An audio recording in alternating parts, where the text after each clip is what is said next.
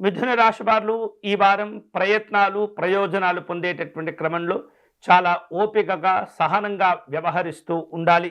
ప్రతి ఒక్కరిని కూడా గౌరవిస్తూ ఉండాలి. అలాగే ప్రతి విషయాన్ని కూడా మీరు సమస్యగా పరిగణించకుండా చాలా చాలా తేలికగా ఆ పనులన్నీ కూడా మీరు చేసుకుంటూ వెళ్తూ ఉండాలి.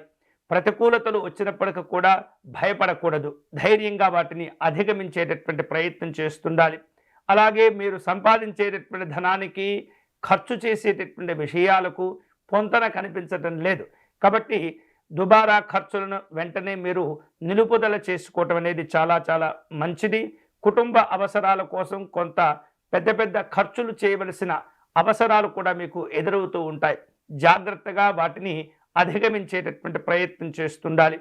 పనుల యొక్క ఒత్తిడి పెరుగుతుంది. ఒక్కొక్కసారి చికాకుగా కనిపిస్తూ ఉంటారు. కోపము, ఆవేశాలు ఉంటూ ఉంటాయి. కాబట్టి అటువంటి పరిస్థితులు ఏర్పడినప్పుడు చాలా చాలా చాలా మీరు జాగ్రత్తగా వ్యవహరిస్తుండాలి. ఏమాత్రం కూడా మీ యొక్క మాటలు తప్పుగా దొరలకుండా జాగ్రత్తగా వ్యవహరిస్తూ ఉండాలి. స్నేహితులను కలుసుకుంటారు, బంధువులను కలుసుకుంటారు.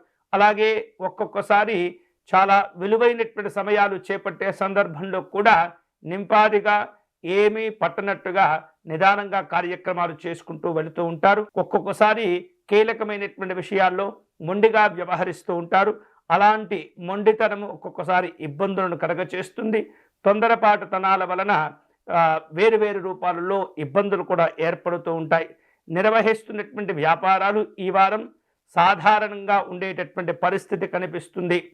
ఉద్యోగస్తులు తమ యొక్క విధుల పట్ల ఏమాత్రం కూడా నిర్లక్ష్యంగా ఉండకూడదు, అజాగ్రత్తగా ఉండకూడదు. పెద్దవారు అప్పచెప్పినటువంటి పనులను వాయిదా వేయకుండా ఎప్పటికప్పుడు జాగ్రత్తగా పూర్తి చేస్తూ తిరిగి వారికి అప్పచెప్పేటటువంటి ప్రయత్నం చేస్తూ ఉండాలి. అధికారిక సంబంధమైనటువంటి మార్పులు కనిపిస్తున్నాయి కాబట్టి మీ ఉద్యోగ విషయాల్లో చాలా చాలా జాగ్రత్తగా ఉండటం మంచిది. ఈ వారం మిథున రాశి వారు శుభ ఫలితాలను పొందేందుకై పార్వతీ అమ్మవారిని పూజించటం మంచిది. పార్వతీ అమ్మవారికి కుంకుమ పూజను నిర్వహించటము, అలాగే అష్టాదశ శక్తిపీఠ స్తోత్రమును పారాయణం చేయటం వలన విశేష శుభ ఫలితాలను పొందవచ్చు.